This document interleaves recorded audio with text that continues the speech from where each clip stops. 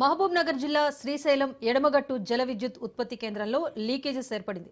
2024 September 18న ఇంజనీర్లు ఈ లీకేజ్ను గుర్తించారు. విద్యుత్ ఉత్పత్తి నీటి మళ్లింపు ప్రక్రియ నిరంతరాయంగా కొనసాగడంతో మరమ్మతు పనులు చేయించకపోవడంతో ఇంజనీర్లు ఇప్పుడు ఆందోళన వ్యక్తం చేస్తున్నారు. నీటి లీకేజ్ ఇదే విధంగా కొనసాగితే ప్రమాదం తప్పదని ఇంజనీర్లు హెచ్చరిస్తున్నారు. మరమ్మతులు చేపట్టకపోతే జీరో ఫ్లోర్ స్లాబ్ పడిపోతుందని ఇంజనీర్లు చెబుతున్నారు. నీటి లీకేజ్ను హైదరాబాద్ జెన్కో ఇంజనీర్ నారాయణ పరిశీలించారు. లీకేజ్ సమస్యపై నివేదికలను ఉన్నతాధికారులకు జెన్కో సిబ్బంది సమర్పించారు.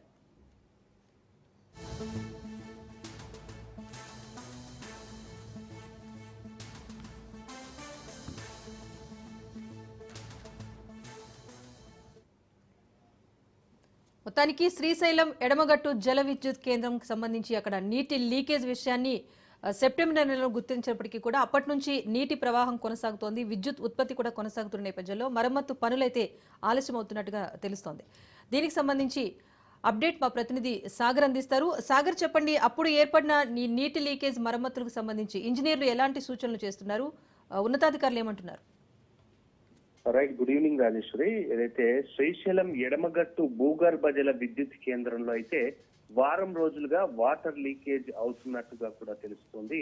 ఏదైతే 1వ యూనిట్ ర్యాఫ్ట్ ట్యూబ్ 0 ఫ్లోర్ నుండి లీకేజీ అవుతున్నట్టుగా కూడా అధికారులు అయితే ఓ అంచనాకు వచ్చినట్టుగా కూడా తెలుస్తుంది. అంతేకాకుండా ఏదైతే 2024 సెప్టెంబర్ 18 నుండి కూడా నీటి చుక్కలుగా ఈ లీకేజీ ప్రారంభమైనట్టుగా కూడా మనకు తెలుస్తున్న పరిస్థితి. ఈ నెల రోజులుగా విద్యుత్ ఉత్పత్తి అయితే నిరంతరాయంగా జరుగుతుంది. ఈ నెల రోజుల నుండి విద్యుత్ ఉత్పత్తి నిరంతరాయంగా జరగడంతో లీకేజ్ అంతా కూడా మరింత పెరిగినట్టుగా కూడా అక్కడున్న అధికారులు మనతో చెప్తున్న పరిస్థితి.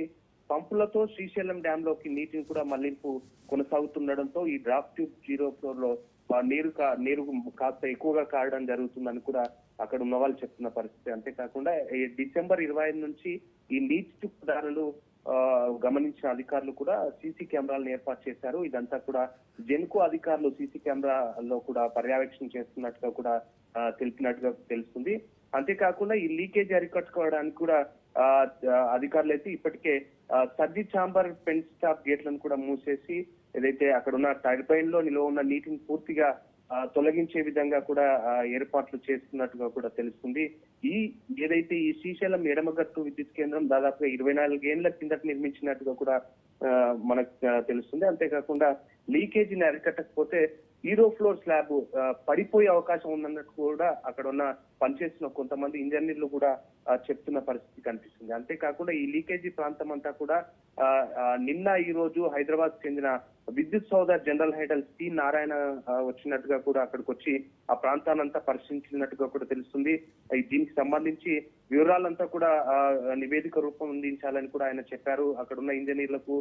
దాని తర్వాత ఈ లీకేజీ ప్రాంతానంతా కూడా ఎప్పటికప్పుడు పరిశీలించాలంటూ కూడా అక్కడ అధికారులను చెప్పారు. అంతేకాకుండా ఇదంతా కూడా నిపుణులతో చర్చించి ఈ సమస్యను పరిష్కరించే అవకాశం ఉన్నట్టుగా కూడా ఆయన చెప్పిన పరిస్థితి కనిపిస్తుంది. Rajesh, right, thank you Sagar.